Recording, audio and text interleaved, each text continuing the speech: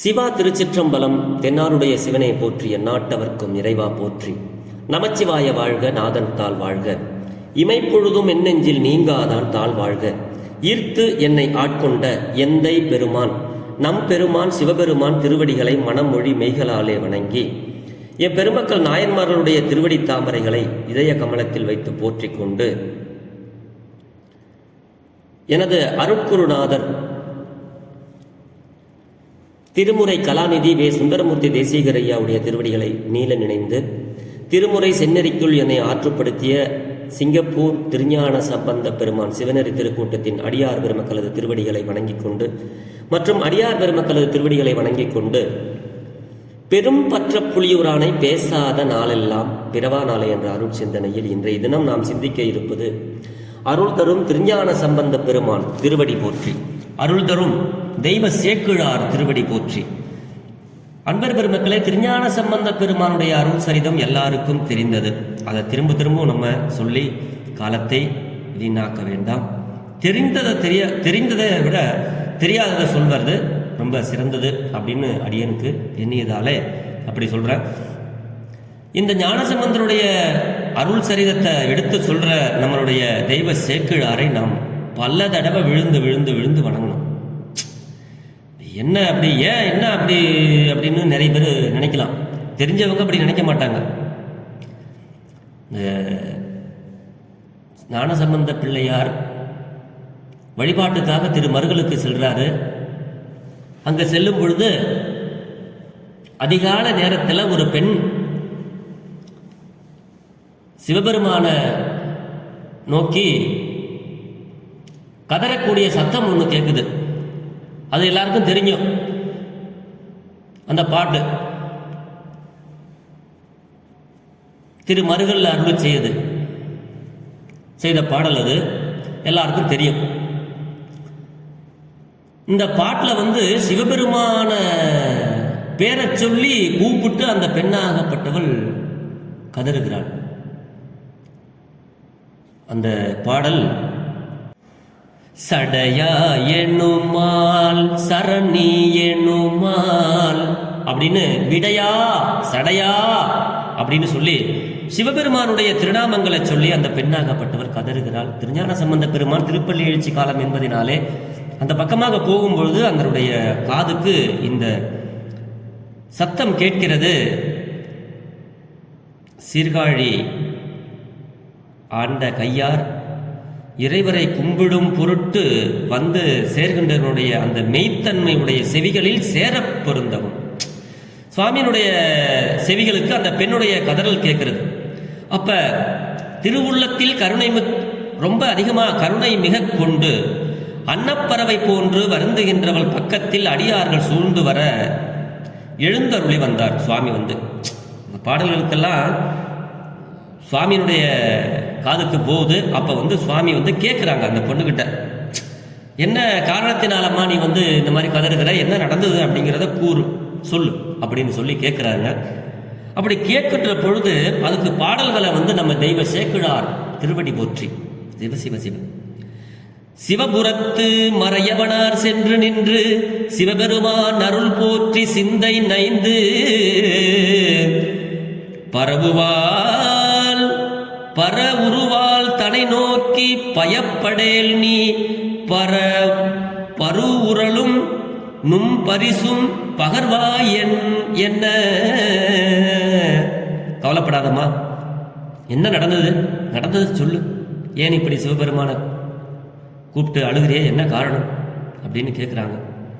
பெண்ணாகப்பட்டவள் கதறப்பட்டவள் கரமலர்கள் உச்சி மேல் குவித்து கொண்டு கண் அருவி சுழிந்திழியா காழி வேத புறவளனார் செவடி கீழ் விழுந்து தாங்கள் போந்ததுவும் புகுந்ததுவும் புகழலுற்றால். சுவாமி, நாங்க இதுக்குள்ள வந்தோம், எப்படி நாங்க வந்தோங்கிறத சொல்றோம் அப்படின்னு சொல்லிட்டு ஐயா, பெரிய புராணத்தை நாம் எல்லாம் பாடல்களாக சிந்திக்கின்றோம், கதையாக கேட்கின்றோம். இந்த பக்தியும் கவிதையும் அப்படியே சொட்ட சொட்ட சுருக்கி எழுதியிருக்கிறாரு. இது ஏற்கனவே பெரிய புராணம். இதை இன்னும் விளக்கமா நம்ம சொல்லணும்னா இன்னும் பெருசாயிடுமேன்ட்டு அந்த அம்மா சொல்ற அந்த கருத்து உள்ள அந்த ஒரு பாட்டை மட்டும் நம்ம இன்னைக்கு சிந்திக்கிறோம் ஒரு 10 நிமிஷம். இந்த எப்படி அப்படின்னா, சீர்காழியில் தோன்றிய அந்தனாரான பிள்ளையார் அந்த பெண்ணினுடைய அருகே சென்று சிவபெருமானுடைய அருளையே எண்ணி துன்புற்று அந்த திருவருளையே நினைந்து போற்றும் அந்த பெண்ணை நோக்கி, நீ அஞ்ச வேண்டாம், உன்னுடைய துன்பத்தை அதற்குரிய சூழலையும் கூறுவாயாக பெண்ணே என்று கேட்கிறார். கையாகிய மலர்களை தலைமீது குவித்து வணங்கி கண்களில் இருந்து நீர் அருவி சொரிய வழிய சீர்காழியில் இருந்து வந்த அந்தணரினுடைய சேவடியிலே விழுந்து வணங்கி தாங்கள் அங்கு வந்த வரலாற்றையும் அந்த துன்பம் புகுந்தவற்றையும் கூறுவாராயினால் என்பது அந்த பாட்டு. இந்த ஒரு பாட்டை நம்ம சிந்திக்கணுங்க. 480வது பாட்டு நம்ம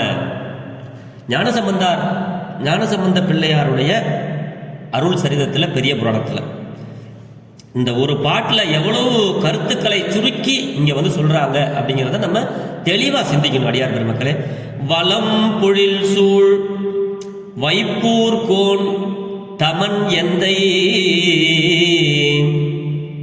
மருமகன் மற்று இவன். வலம்பொழில் சூழ் வைப்பூர் கோன், என்னுடைய தந்தையார் பெயர், என்னுடைய ஊர் வைப்பூர். அந்த வைப்பூர்ல செட்டியாராக இருந்து வந்தவர் எங்களுடைய அப்பாங்க. அதை சுருக்கி சொல்றாங்க பாருங்க. வலம்பொழில் சூழ் வைப்பூர் கோன் தமன் எந்தை. சரிம்மா, உங்க அப்பா இது யார் அப்படின்னு மற்ற அங்க பாம்பு கடிச்சு அவங்க இறந்து அங்க கிடக்குறாங்க. அதுக்காகத்தான் பெருமானே இவனை எழுப்பி தருமாறு அப்படிங்கிறது வகையில தான் அந்த பாடலை சிந்தா எனுமால் சிவனை எனுமால் அப்படிங்கிற பாடலை வந்து நமக்கு சடையா எனுமால்ங்கிற பாடலை அருள்றார். அந்த பெண் சிந்தா சடையா அப்படின்னு கூப்பிடுறாங்க. பெருமான் போயிட்டு நம்மளுடைய சிவபெருமானை நோக்கி கதவுவது யார் அப்படின்னு போய் கேட்டு சுவாமி பாடுறாங்க. சடையா எனுமால் அப்படிங்கிற பாடலை அருளுகிறார் ஞானசம்பந்தர். அப்படி சொல்றாங்க அந்த அம்மா. என்ன கடந்தது சொல்லுங்கும் போது, மற்ற இவன் அவருக்கு, இவன் யாரு? மருமகன் மற்ற இவன், அவங்களுடைய அக்கா பையன். இங்க இவங்க வீட்டிலேயே வளர்றாங்க. அவருக்கு மகளிர் நல்ல இளம்பிடியார் ஒரு 7 பேர். இந்த பாட்டில் எப்படி சுருக்கத்தை சொல்றாங்கன்னு நம்ம சிந்திக்கணும் அடியார் பெருமக்களே. மகளிர் நல்ல இளம்பிடியார் ஓர் 7. இவரில் மூத்தால் இவனுக்கு என்று உரை செய்தே ஏதிலானுக்கு. ஐயா, நாங்க 7 பேர் பெண்கள். இந்த 7 பேர்ல எங்க அக்கா மூத்த அக்காவை இவனுக்கென்றே உரை செய்தார் எங்க அப்பா, இவருக்கு கொடுக்கிற பொண்ணு அப்படின்னு. ஆனா அவர் சம்பாரிச்சு கொண்டு வந்து எங்கள்கிட்ட தான் கொடுத்தாரு. எங்க அப்பா வாங்கிட்டாரு. குலம் பெருக தனம் பெற்று கொடுத்த பின்னும் அப்படிங்கிறாருங்க. குலம் பெருக தனம் பெற்று கொடுத்த பின்னும் ஓரொருவர்களாக எனை ஒழிய ஈந்தான். ஐயா, பணத்தை வாங்கிக்கிட்டு நல்ல செல்வந்தர்கள் வந்த உடனே பணத்தை எல்லாம் பெற்றுக்கொண்டு ஒரு பெண்ணாக 6 பெண்களையும் அவன் வேறொருவருக்கு மனம் முடித்து கொடுத்து விட்டான். ஓரொருவராக எனை ஒழிய ஈந்தான். சுருக்கத்தை பாருங்க. கல்யாணம் பண்ணி கொடுத்துட்டாரு எங்க அப்பா. தளர்ந்து ஒழியும். இவன் வீட்டுக்கு பின்னாடி இருந்து அழுதுகிட்டு இருந்தான. இந்த கடைசி பெண்ணு போய் கேட்டாலாம், அத்தான் ஏன் அழுகுறீங்க? ஒன்றும் இல்லை, நான் என்னத்த உங்ககிட்ட சொல்றது, உங்க அப்பா நான் இப்போ அப்பிலிருந்து வந்து சம்பாரிச்சு உங்க அப்பா கிட்டே கொடுத்துக்கிட்டு இருக்கேன். எல்லாத்தையும் வாங்கிட்டு ஒரு பொண்ணா கொடுக்குறேன்ட்டு உங்க அப்பா எல்லா பெண்ணையும் வேற ஒருத்தவங்கள்ட்ட கொடுத்துட்டாரு. நான் என்னத்தை சொல்றது, இனிமே நான் என்னத்தை பண்ண போறேன் அப்படிங்கும்போது அந்த பெண், கடைசி பெண், தளர்ந்தொழியும் இவனுக்கா தகவு செய்தங்கு, ரொம்ப தயவு, ரொம்ப இறக்கப்பட்டு கவலை மறைத்து இவன் தனையே சார்ந்து போந்தனன் அப்படின்னு சொல்றாருங்க இந்த பாட்டில் தெய்வ சேக்கிழார். அதனால நீ வருத்தப்படாதீங்க அத்தான், 7 பேர் போயிட்டு போது எங்க அப்பா ஏமாத்திட்டாரு, உங்களை நான் கல்யாணம் பண்ணிக்கிறேன், நீங்க வருந்த வேண்டாம்னு சொல்லி நான் கூட்டிட்டு வந்தேன் சுவாமி அப்படின்னு இந்த பாட்டில் எவ்வளவு பெரிய ஒரு கருத்தை நமக்கு எவ்வளவு நயமாக இங்கே எடுத்து நமக்கு சொல்றாரு அப்படிங்கிறது தான் இன்னைக்கு நம்ம சிந்தனை. இது எவ்வளவு பெரிய ஒரு வரலாறுங்க. அந்த வரலாறு எப்படி ஒரே பாட்டில் சுருக்கிறாரு பார்த்தீங்களா? இதுதான் தெய்வ சேக்கிழார். பக்தி நயம் சுட்ட பெரிய கவிஞர். இன்னைக்கு சினிமாவில் ஒரு பாட்டை எழுதிட்டோம்னா அதுக்கு பெரிய ஆஹா ஓகோங்கிறோம். ஆனால் எப்படி எழுதியிருக்காரு பாருங்க இந்த பாடலை. இதில் வந்து சுருக்கமான ஒரு பொழிப்புரையை பார்த்தோம்னா, வலம் சூழ்ந்த வைப்பூரின் தலைவரான தமன் என்னுடைய தந்தையாவான். இவன் அவனுடைய மருமகன், இங்கே பாம்பு கடிச்சு கிடக்கிறவன் அவனுடைய மருமகன். என் தந்தைக்கு இளம் பிடி போன்ற 7 பெண் மக்கள் இருந்தார்கள். அந்த 7 பெண்களில் மூத்தவளை இவனுக்கு மனம் செய்வதென்று சொல்லி அயலவனின் இருந்து நிறைய பணம் பெற்றுக்கொண்டு, அயலவன்னா வேற ஒருத்தவனுக்கு, அயலவனுக்கு மனம் செய்து தந்து, அதன் பின்னரும் ஒவ்வொருவராய் என்னை தவிர மற்ற பெண்கள் 5வரையும் அங்கனமே மனம் செய்து தந்துவிட்டான் என்னுடைய தந்தை. சிவசிவன் எல்லாத்தையும் கல்யாணம் பண்ணி கொடுத்தாச்சு. இந்த பொண்ணு மட்டும்தான் பாக்கி இருக்கு. அப்படி மனம் தளர்ந்து வருந்துகின்ற இவனுக்காக அன்பு பூண்டு அங்கு அவர்களை விட்டு நீங்கி இவனையே சார்பாக கொண்டு நான் வந்தேன் சுவாமி அப்படின்னு சொல்லி ஞானசம்பந்த பெருமானுக்கிட்ட இந்த பெண் பாம்பு தீண்டி கடக்கிற அந்த திருமருகளில் இந்த பெண்ணாகப்பட்டவள் அழுது ஞானசம்பந்தரிடம் கூறுகிறாள். இது இப்படியே நீண்டுகிட்டே போகும். அதுக்கு பிறகுதான் சுவாமி வந்து இந்த பெண்ணுக்காக சிவபெருமான இடத்துல, சுவாமி இந்த பெண் இப்படி வந்து உன்னுடைய பேரை சொல்லி வருந்துறாளே, இது தகுமா உன்னுடைய அருளுக்கு, அதனால இவனை நீ உயிர் பெற்று கொடுக்க வேண்டும்னு சொல்லி அந்த பாம்பு கடித்து தீண்டிய அந்த இளைஞனை உயிர் பெறச் செய்து, ஆனா அங்க பாம்பு தான் அவனை தீண்டியது, அந்த பெண் தீண்டவில்லை அப்படிங்கிற கருத்தை அங்கே பதிவு செய்து, இந்த காலத்து எப்படி இருக்கு, அந்த காலம் எப்படி இருந்தது அப்படிங்கிறத நம்மளை சிந்திக்க வைக்கிறாருங்க. இந்த காலத்துல அதை நம்ம சொல்ல வேண்டாம், அந்த காலத்துல அப்படி பெண்கள் வாழ்ந்தார்கள்.